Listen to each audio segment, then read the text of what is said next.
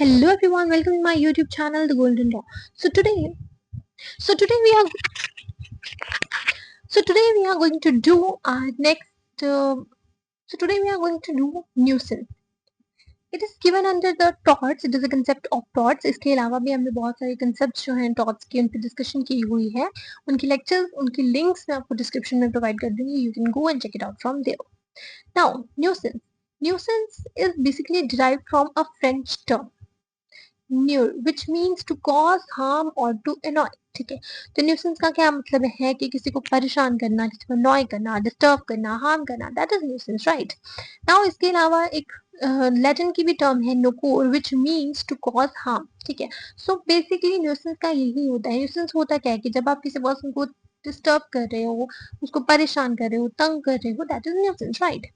So it is injury to right of person's possession of his property to undisturbed enjoyment of it and results from improper usage by another individual. कि कोई person अपनी property को या अपने rights को ज्यादा use कर रहा है जिसकी वजह से कि किसी दूसरे पर्सन के जो राइट्स हैं, ठीक है, एक पर्सन जो है वो अपने राइट्स को, अपने प्रिविलेजेस को ज्यादा यूज कर रहा है जिसकी वजह से कि किसी दूसरे पर्सन के राइट्स जो हैं या प्रिविलेजेस हैं उनको हार्म पहुंच रहा है, दैट इज, या वो डिस्टर्ब हो रहे हैं, दैट इज न्यूसेंस, राइट. तो nuisance refers to an unlawful interference. ठीक है, जब कोई पर्सन अनलॉफुल इंटरफेरेंस करता है मतलब उसके पास इंटरफेयर करने का अधिकार नहीं है, लेकिन फिर भी अगर कोई पर्सन किसी दूसरे पर्सन की फिर भी कोई पर्सन अगर अनलॉफुल इंटरफेरेंस कर रहा है विद अ पर्सन यूज और इंजॉयमेंट ऑफ लैंड, ठीक है, उस पर्सन की यूज या लैंड को इंजॉय करने में या फिर किसी अधिकार में, उस दूसरे पर्सन के किसी अधिकार को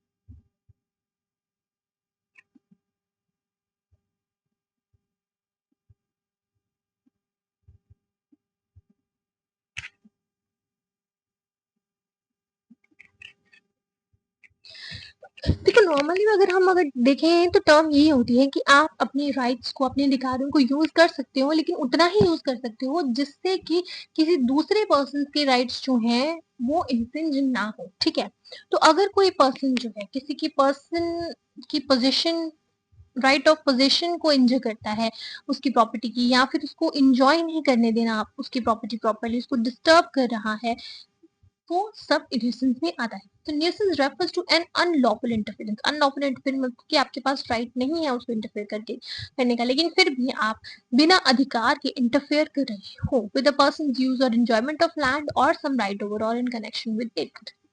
इसको एक एक करके हम नीचे समझ लेंगे. ठीक है, तो कोई भी ऐसा एक्ट जो किसी पर्सन की कंफर्ट, हेल्थ, सेफ्टी को इंटरफेयर कर रहा है या फिर उनके प्रॉपर्टी या फिर लैंड को लेके उनके किसी राइट को जो है वो इन्फ्रिंज कर रहा है, that is nuisance. For example, इसकी एग्जांपल्स लेते हैं. जैसे कि कोई नेबर है, ठीक है, he is playing loud music every night.